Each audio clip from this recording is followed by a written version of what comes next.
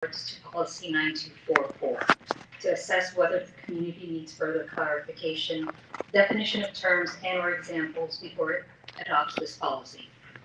It also surveyed the community's concern for possible litigation for this policy. The survey was administered online through Google Docs and posted on various pages on Facebook. It consisted of 8 questions. I'm only going to speak on results for questions 1 through 5 since it is specific to the policy. The full results will be posted over the weekend. There were 176 responses to the survey. 50.6 were from Washington Township, 44.3% were from Westwood, and 5.1% responded as either other or preferred not to answer. Responses were mostly parents and residents in the district, with less than 12% comprising a combination of district personnel, teachers, and others, and those preferring not to answer that question. In regards to question number 1, do you feel that policy 9244 needs further clarification, definition of terms, and/or examples before it is passed by the board? 76.2% said yes. 23.8% said no. Question number 2, and I'm only reporting to those who answered yes and gave specific responses on what information they wanted communicated to parents. There were 7 responses, and I'm reading them as it is written. Please note they are not my statements. Question: is there any specific information not covered by already existing policies which you would want to be communicated to parents under policy 9244? First response: yes. If a student changes their gender identity on official school records or uses facilities that don't align with their sex, parents should be notified. 2, yes, gender identity and sexuality. 3, I am for parental notification. 4, policy 5756. 5, in all information involving my child should be communicated to me. 6, how do we expand it further to protect our parental rights in all areas? 7, if a student changes their name or pronouns at school, parents should be notified. Question number 3. Participants were asked to rate their responses on a scale from 0 to 5, with 0 being unconcerned to 5 being extremely concerned. Question: how concerned are you that policy 9244 is an unnecessary risk for litigation by the state at the taxpayer's expense? 70.7% were extremely concerned. 6.9% were moderately concerned. Less than 2% were equally spread out. Sorry. Next one is Emily Kretzer.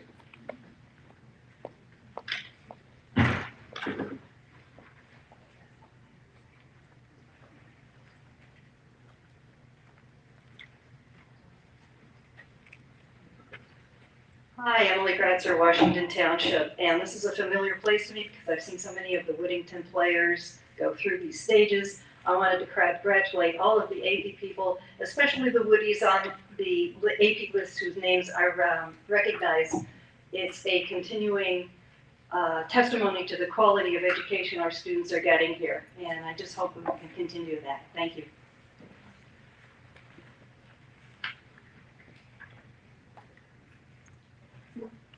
Next one is Dave Thomas.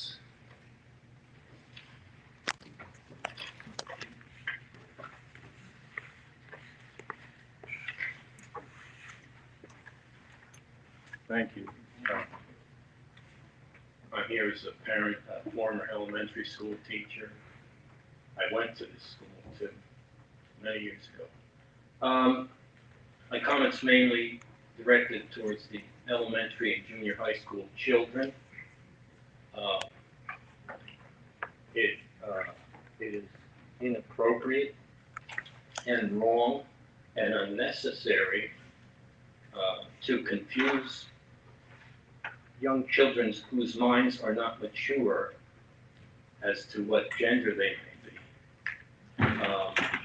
That is also, by the way, one definition of abuse, okay? And thank you for taking that down. I respect everyone. regardless of who or what they are. And that's it. Thanks.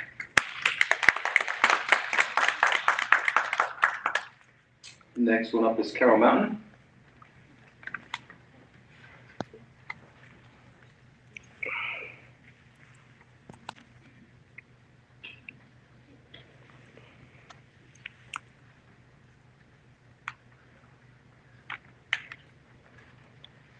Carol Mountain, 56 Prospect Avenue, Westwood. I'm addressing item S on the addendum. Motion that upon the recommendation of the superintendent that the Westwood Regional Middle School graciously accept $5,000 donation from the Westwood Regional Middle School PSO for the purpose of contributions towards buses and field trips. I commend you, and I commend the PSO, and maybe you'll let them use a school facility next time?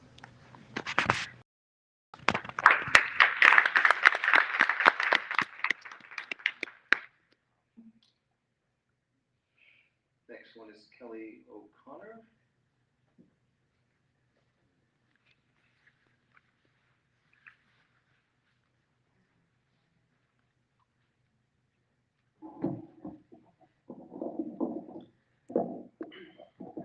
In case you don't know by now, my name is Kelly O'Connor. I'm here to address agenda items 10, 21, 22, committee reports, old and new business discussions.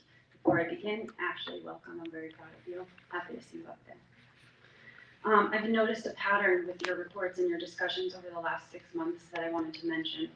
When a topic of disagreement arises during your discussions, what happens is that Mr. Garcia or Mrs. Peck will ask a simple question. Ms. Cooper will deflect the question by asking a nonsense question. Ms. Price will call the question a personal attack. Ms. Peterson will claim that Cooper and Price very clearly answered the question. Mr. Perino won't speak or answer legitimate emails, but will quickly answer questions on his Facebook candidate page. Mr. Margian and Mr. Casada will claim that the community concerns they hear are all in person because that is where people feel most comfortable, but then provide no data in support, and then ignore the room full of people begging to be heard while they talk in circles. Mr. Pontillo will tell us we have to be quiet while lies are told about us, and then fake outrage over a rumor about a stolen political sign. Yet when he, the chief of police, recently planned to run for Board of Ed, he had his candidate petition signed by the man who brought James O'Keefe, a known criminal, into our high school to offer hidden cameras to parents and students. And then you'll send your foot soldiers into the community to say the things you cannot say about us, even though tonight you made it pretty clear. So guess what?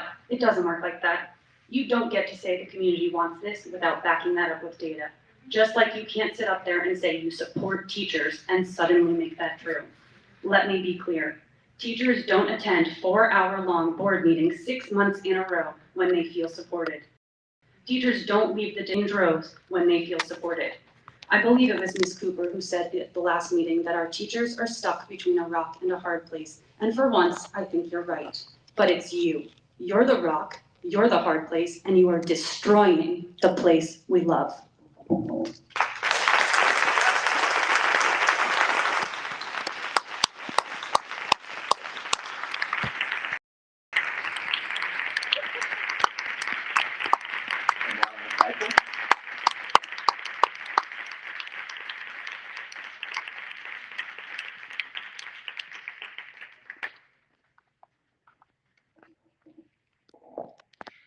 Hi, if you don't know me by now, my name's Amara Geipel and I'm a senior at the high school. I want to give some clarity to Mr. Pinto's letter to the press because there was some misinformation spread. I know we don't like that, so let's clear it up right now. In Mr. Pinto's letter to the Pascack Press, he was, in fact, not quoted mentioning anything about a teacher's contract. That wasn't a quote made by him. However, Mr. Pontillo stated that the WEA is vilifying members of the board. Meanwhile, a majority of the board has spent much of their time supporting community members and non-community members who continue to spread an anti-educator rhetoric. They have even called our teachers, and I quote, a woke red mob, with no apology issued. I'm deeply disappointed in both the board and specifically Mr. Pontillo for attempting to flip the reality of what's happening. As a student myself, I have felt nothing but supported by the teachers, Meanwhile, I have felt not supported deeply by 7 out of the 9 of you. So here tonight, I would like to express my thanks to the teachers who have always shown up for us. Thank you for answering our many questions and helping us to do better. Thank you for helping run our clubs and chaperone activities. Thank you for doing your job, and most of all, thank you for putting us first. I would also like to comment on the agenda that is going around that students don't know if they're trans or not. I'm a trans kid. I know who I am. I don't answer to anybody on that. I am who I am, and I am not changing for anybody. I'm not abused. I'm not mentally confused. I am who I am, and you're not getting rid of me. So here I am. Good job.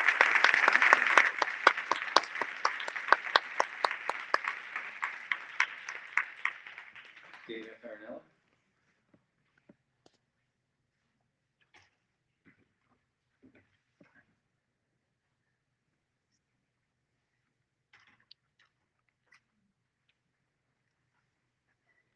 Good evening, everybody. A little discombobulated, wasn't planning on speaking today, even texted somebody saying not speaking tonight, but comments by the board president can't go unanswered. Great job, Ms. Cabell. This was started back in February. This is not a contract issue. We were here because it was continued to March, to April, to May, to June, to August. You've heard everybody talk about all the comments that were made. Don't try and flip this. What's the agenda item you're speaking of? President's comments. Mark. Thank you.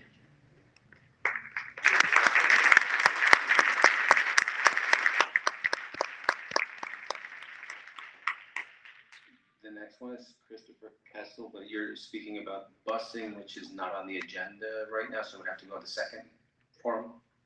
Okay. Is there anyone else that needs to speak on agenda items that didn't get an opportunity to sign up?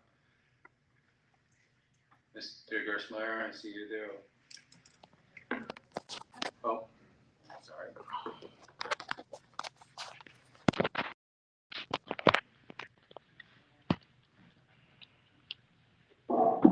Gonna be two. So I wasn't planning to speak, but I just want to. I'm sorry, just state your name. Sarah Stewart, Westwood. But I just want to state the importance of you making sure that your opt-out number is actual, and I want to share what happened with my own family. So this is about your committee reports.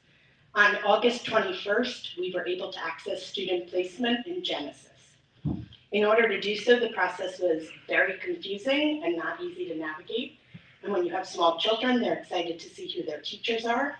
In my household, the only way for us to access that was by opting out of the health curriculum. It could have been an error that we had, but I'm sure there were many other people who had a similar difficulty with the technology.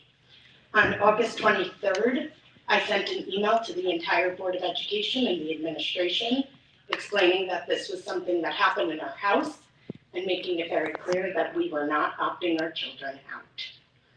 I received an email on September 1st from Do Not Reply at WWRSD. We're lucky it didn't get in my spam, but it stated that my daughter would be opted out of health. So I had to go back. I reached out to administration. I am hopeful it is all cleared and my daughter and children will participate in health. But I'm fearful that there are many members in our community with similar situations, and it is very possible that your data is not accurate.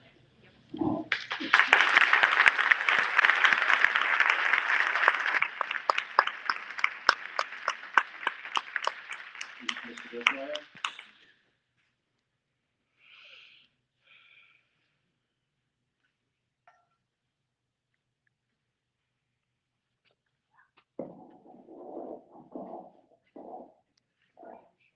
I'm used to it. Andrew Gersmeyer, Westwood, New Jersey. As they say on the Sports Talk Radio, the previous caller just stole my thunder, because I was going to talk about that exact situation. We were actually, this is in relation to, I don't know what agenda item this is, the ad hoc committee, because they talked about the opt-out report. There you go. we were only able to get around it because I remember last year that my middle schooler needed to log into Genesis and accept a few things to unlock a few magic items when to view the rest of the forms and get the teacher replacement. When we did it that way, we did not have to opt out for the ELSA curriculum, but it was a loophole around the glitch. But so I had the same question. The numbers, the estimated numbers given, and then the actual numbers asked for are incorporating those that subsequently emailed and said, no, I don't want to opt out, I'm fine. It was because I wanted a teacher replacement. Just wanted to ask that question. I do appreciate the work for the new opt-out process. Being in technology, I understand that a lot goes into something new the first time. Might have tried a pilot program in the summer with maybe some district employees' kids or board members' kids just to see if the process worked first. That would be a recommendation for fixing it for next year. For policy 9244 on the second reading agenda item, I know it was asked at public forum when it was on the agenda for first reading if there were any additional items covered in 9244 that weren't already covered in previously existing policies. 6 or 7 policies were referenced. It'd be great to hear an answer on that question because it wasn't really addressed last meeting. I did notice in the agenda that second reading of 9244 is listed as upon recommendation of the Board of Education, whereas in every other agenda I've ever seen in the last 5 years, it says upon recommendation of the superintendent. Just wanted to point that out to those who didn't read it carefully. And that's all I have to say about that.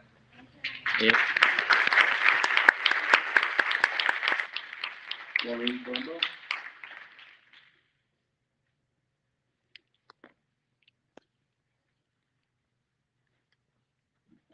Thanks, I didn't think you saw me back there. Maureen Colombo, 538 Richard Boulevard North, Washington Township. Just a quick question for policy 9244. I was just curious because I saw last meeting, but I didn't apologize into the other one before that, but I was wondering what data drove the urgency of the immediate action of this policy. I don't remember the exact wording, but I know Ms. Cooper said that it was needed to be done immediately. It could not rest. So I wanted to know what was driving that. What research was done prior to this to make it immediate, that it had to be done so quickly? So data, what research behind it? Did you guys conference or reach out to the Bergen County School Counselor Association that might, as a reference, just to see the effects of this new policy? Did any admins or school counselors in our own district weigh in on this or give any feedback on the urgency of having to have this policy? Mr. Garcia had asked about tabling the policy, and I agree with that as a community member because I don't know the answers to all this, and unless you can provide lots of research, I think we should table it until we have more information.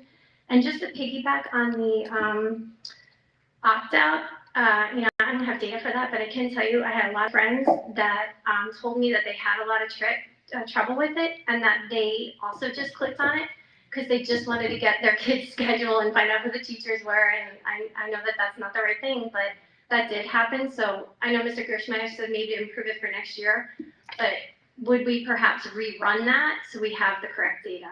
And that's it. Thank you. Oh, and welcome to our new student reps. Yay, good luck.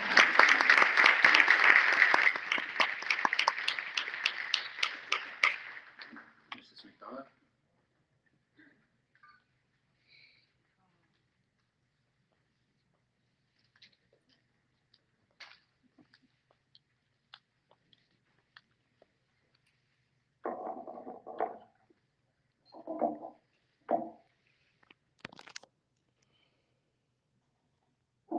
Sharon McDonough, Westwood Regional Middle School.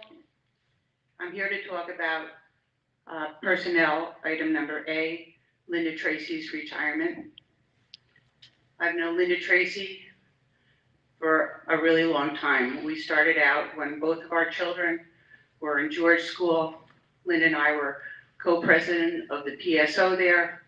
We continued supporting our children through the PSO at George School and up into the high school through Project Graduation. She's been working in the district for a long time. She's a dedicated administrative assistant. I just want to congratulate her on her retirement, and from the WEA, we're going to miss her, and I just wanted to speak on her behalf. Thank you very much.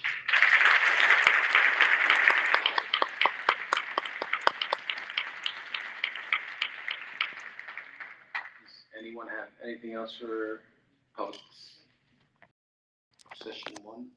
Agenda item related. Yeah. You can, she can continue. There's time left. There's time. Yeah. Policy allows them to continue. Is there anybody else who would like to speak after her? By show of hands? Okay, this will be the last speaker. So we'll give you another 3 minutes on.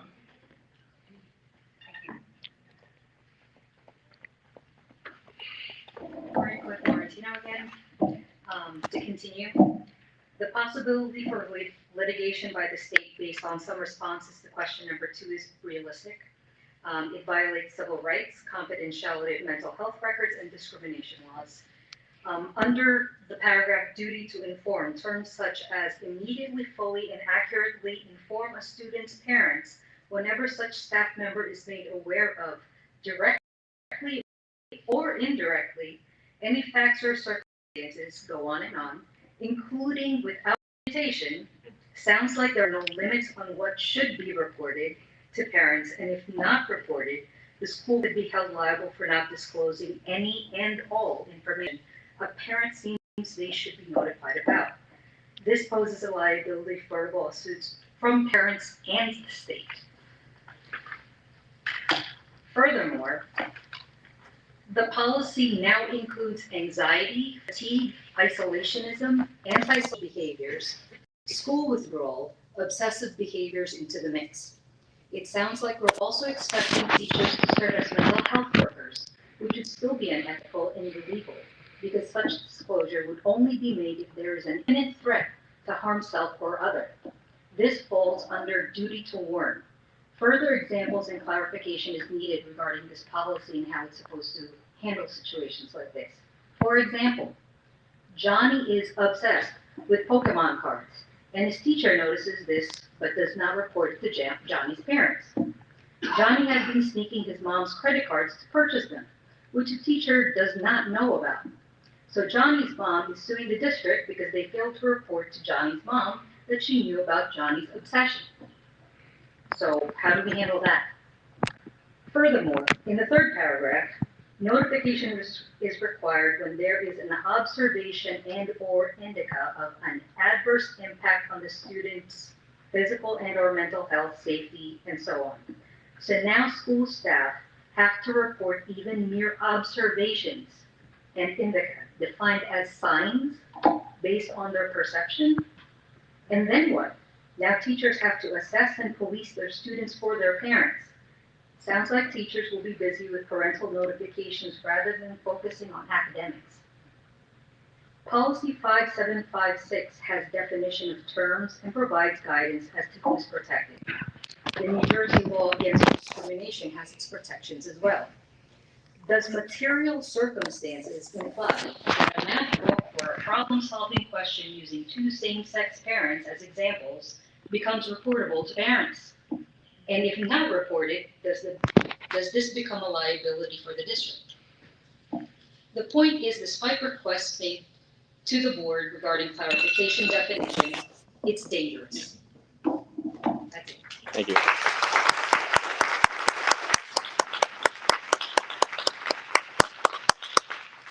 Thank you. That'll be the close of the public forum. We'll move on to the, any questions that have been asked from Dr. Mortimer. I would just like to comment on the opt-out for the health curriculum, that process. I would say that when that started last fall, we did get a lot of emails from parents saying that they were confused as to where to find the lessons. It was on the curriculum office webpage. There seemed to be confusion over it. So the feedback from the curriculum committee was that we put that into Genesis to make it easier for parents going forward, so that all the lessons and everything was built into Genesis, and that the parent didn't have to find the lessons on the curriculum webpage and then subsequently write an email. So the administration agreed with the board. We thought it was good feedback to put it into Genesis. It made perfect sense to us. Please don't think there was some nefarious plan to increase the opt-outs, because I never would have been complicit in something like that. There was no real glitch with the opt-outs. My team spent a lot of time this summer working on that. There was a lack of clarity in the directions. So it's not true that you had to opt out in order to see your child's teacher. You didn't have to do that, but we take full responsibility if those directions were not clear enough. And we did have people who worked in the district try it out with their children, kind of give it a dry run. So that answers your question or your suggestion, Mr. Gersmeyer.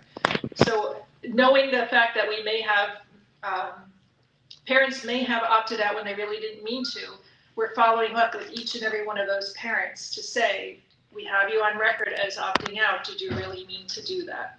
So I think we're doing our due diligence to straighten it out if people opted out by mistake. And again, I apologize if there was confusion. It was something new. A lot of work went into planning it. I think the idea for it was fine. It's just the execution of it didn't work perfectly, but we'll have it down great for next summer. Thank you, Dr. Mortimer. We'll move on to item 14, the annual motion. Mr. Garcia, can you move items A and B, please? Yes.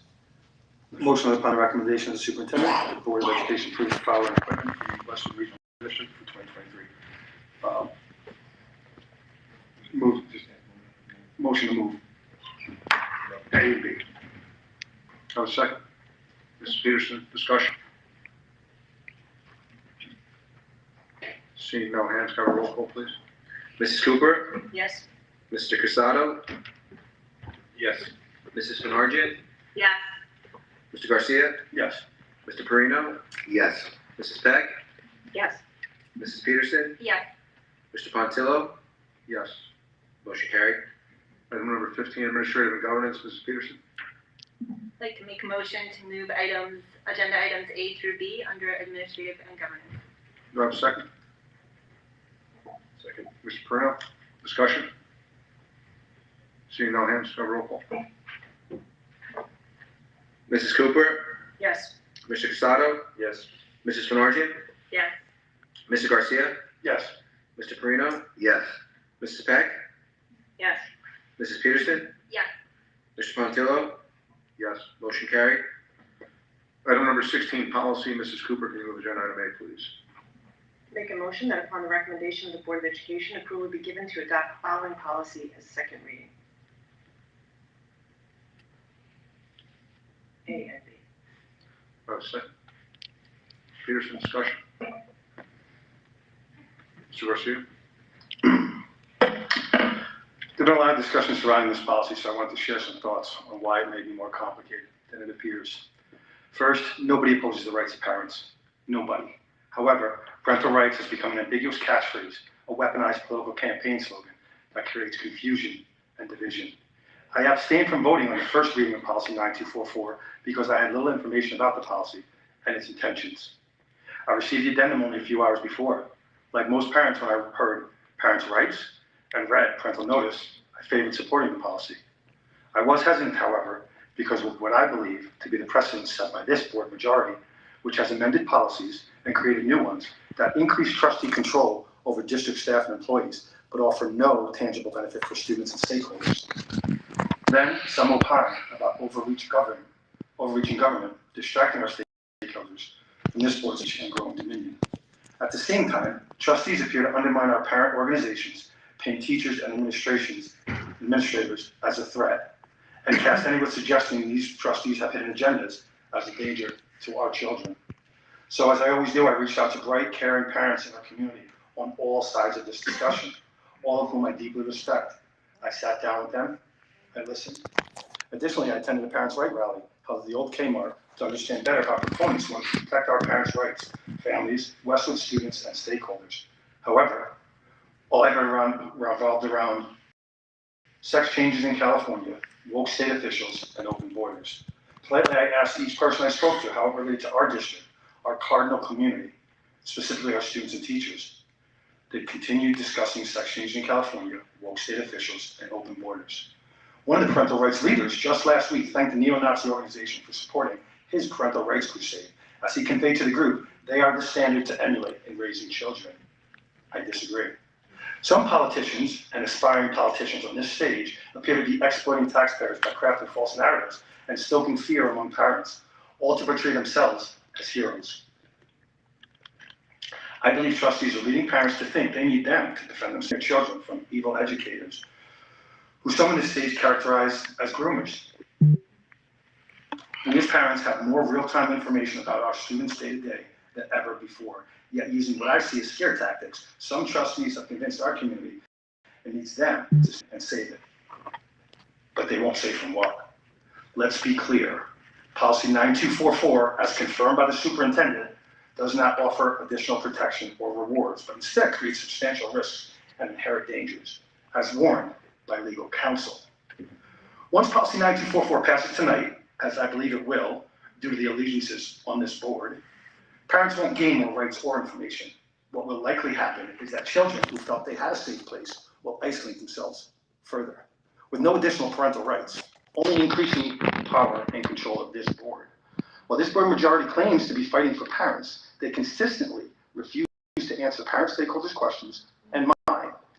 These board members attend closed-door meetings and speak in these meetings, and then some sit up here silently during these public meetings. After having voted to keep their committee conversations closed to the public, they pass policies seemingly to demonstrate their opinions to the state. Now they think their silence up here and silencing of you and our teachers have earned them the right to bid for another term. We, the taxpayers, spend millions of dollars on consultants, educational experts, and legal counsel, many of whom are also parents. Then we observe trustees, non-experts, sitting on this stage confidently rejecting the expert advice.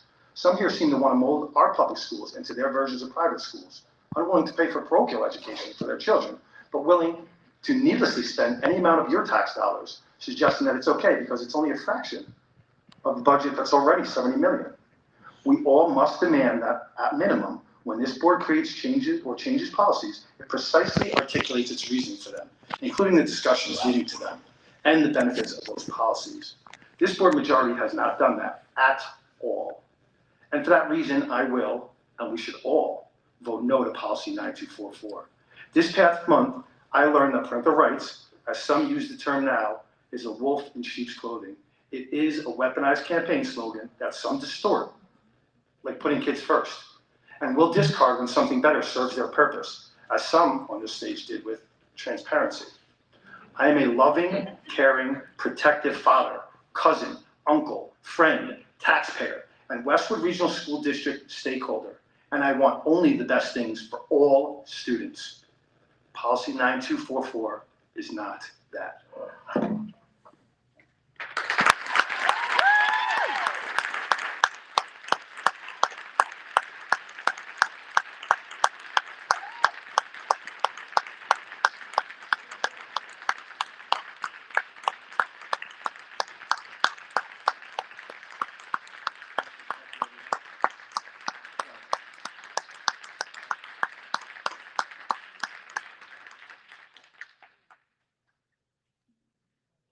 I'd like to state again that I'm in favor of supporting the parental rights that have been in place for years and support public education that we already have in place to protect parents' rights. I remain open to any information that would help me see a need for additional parental rights. And for that reason, I'm asking for anyone on this board to please answer the following two questions. Can you list the current parental rights that are in place and have been in place for years? And can you provide specific examples where we need to introduce additional parental rights and how they would read? Glad to answer that question. The second one, because I get to answer one. Anybody else like to speak? Sorry. Mr. Casado. So can you read a second question again for me? Can you provide specific examples where we need to introduce additional parental rights and how they would read? So they should read exactly the way it's written, number one. And the example is the Attorney General was weaponized against parents in New Jersey. And we need to take a stance on that so they understand where this district lies on those. And this is a perfect example of that. But you're not giving an example of what additional parental rights are being put in place. That was your first question, I believe. What was your first question? Can you list the current parental rights that are in place and have been in place for years?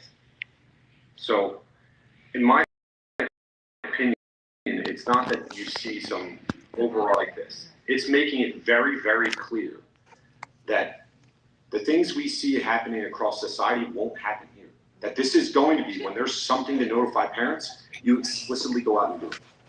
Period. You're still not answering the question. We have list the parental rights that we have that already answer, that give the teachers and tell the parents explicitly what the parents going to get and what the teachers or guidance counselors, what their duties are. We already have those policies. And I'm asking you if you could at least name some of them and then tell me what additional ones we need. No one has been able to explicitly answer either of the emails that the public has sent or the questions that Jay and I have asked up here. Mrs. Cooper. Mr. Sit on policy and governance. Why can't you answer it? Because I asked in the meeting and you didn't answer. You, I've sat here and listened to your Monday morning quarterback for 10 months. Why can't you answer it? We had 2 meetings about it. Why haven't you done your own research? Would you like me to answer it for you? I can answer some of these for you, but I want to know why you can't answer it, why you won't answer it, why you can't talk to the public about it. You sit on the committee. Why don't you answer it?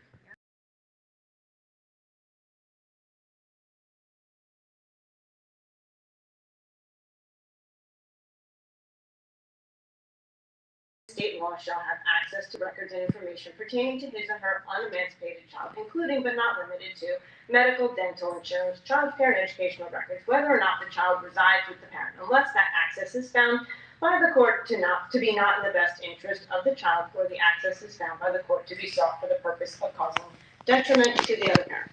The place of residence of either parent shall not appear on any records or information released pursuant to the provisions of this section.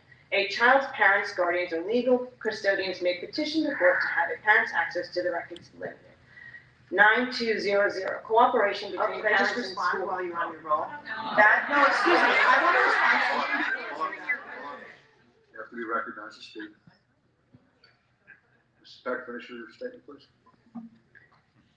Policy 9200, cooperation between parents and school, provides for parents the education of children is a joint responsibility that the board shares with parents or legal guardians of students. To ensure that the best interests of the child are served in this process, a strong program of communication between home and school must be maintained. Speaks to parent-teacher conferences that permit two-way communication between home and school, open houses in district schools that provide parent or legal guardians with the opportunity to see the school facilities, meet the faculty, and observe the program on a first-hand basis. Meeting of staff members and groups of parents or legal guardians of those students having special abilities, needs, or problems, and special events of a culture, ethnic, or topical nature, which are initiated by parents involved in cooperative efforts or legal guardians, and are of general interest to the schools or communities. Policy 5756. Do you want me to continue? Because there's a whole lot of them. Yeah, keep going. Please be quiet in the audience, thank you. That's for you, Kelly. 5756, transgender student limits parents. The school district shall accept a student's asserted gender identity. Parental consent is not required. There is no affirmative duty for any school district staff member to notify a student's parents of the student's gender identity or expression. There may be instances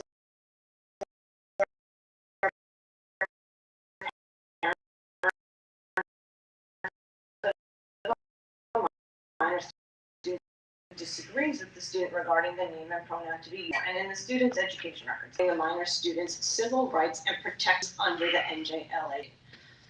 This policy overrides that. School districts should be mindful of disputes between minor students and parents concerning the student's gender identity or expression. The principal or designee shall have an open but confidential discussion with the student to ascertain the student's preference on matters such as chosen name, chosen pronoun to use, and parental communication. Under harassment, intimidation, and bullying, legal requirements parents are entitled to know the nature of the investigation, whether the student found evidence of harassment, incident here. I think there's no reason to do it. I think I've done my duties.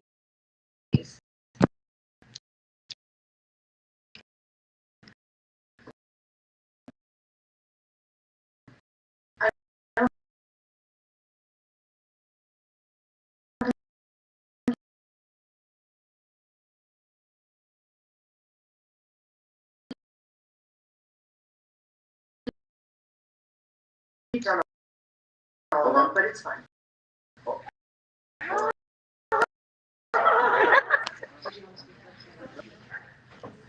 ahead.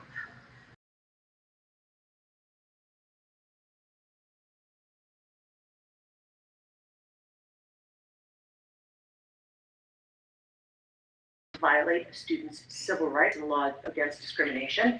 I think one of the things that is most disturbing about that policy is when there is disagreement between a parent and a child, and the school is required to call the board attorney. The school is all on notice. They are encouraged to call welfare services to have them get involved in a dispute between a child and a family member.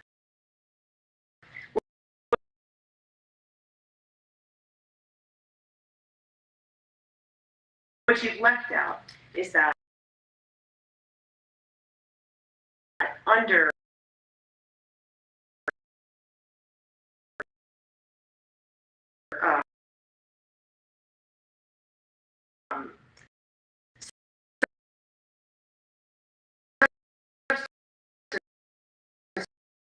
abuse, it doesn't qualify. This policy directs the school oversight over all of these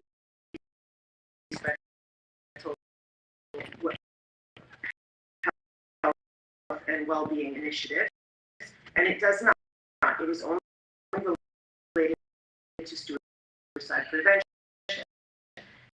That does have a parental notification component to it, but the other issues are not covered by suicide prevention. Furthermore, a child shouldn't have to be at the point of self-destruction for parents to be notified early intervention is key. One of the other policies that is not covered, vandalism.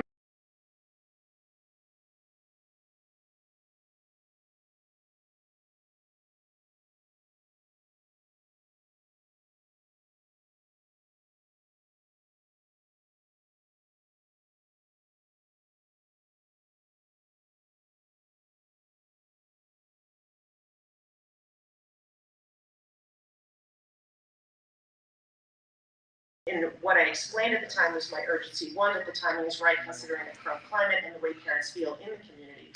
But also, two, I did not seek to delay. Mr. Garcia's request was to delay because he hadn't read it. I don't think another board member's procrastination is a reason to delay. Agreed.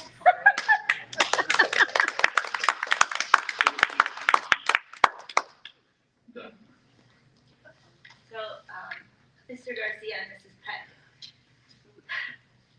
what I've noticed is that oftentimes what you say and what you do contradict each other. You both claim to be strong supporters of parental rights, but I think you both voted against the controversial issue policy, which is similar in that it ensures, both sides of an argument or a topic are always about transparency, right? Notification. You, in the first reading of this policy, either voted no on it or abstained. So I guess I'm looking for you to help me understand how you can claim to be strong supporters of parental rights while you're fighting this policy, and what exactly your issue with this policy is. I am a strong supporter of Mr. Garcia, go ahead. thank you, Ms. Montero. I am a strong supporter of rights of parents, parental rights. I will not let you guys again take another term or phrase, distort it, and then have me jump to another for or against. Parental rights, I am for parental rights. Not as you weaponize it, and not as you use the term. Secondly, you can continue to talk like this, and 0155 protects, I think, against it. So now you're protected here because I can't say what led up to this, and legal confidentiality. But you all know where this came from. So we'll leave it at that.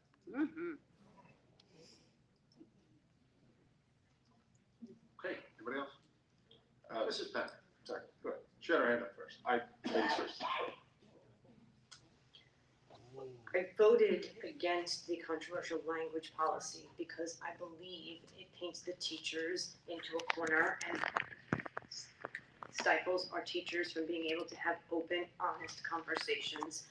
We have to trust our teachers and our educators. They are not trying to indoctrinate our students. They aren't trying to sway them to believe their own political game. My son's fourth grade teacher, I now know where she stands politically. He spent the entire year in her class. I knew nothing about her political beliefs, and she was an amazing teacher. They're not having controversial conversations with our students trying to sway them one way or the other. They should be free to have tough conversations or hard conversations with students if it becomes part of the curriculum. That was why I'm voting against this policy, because I still believe that all policies we currently have in place either notify the parent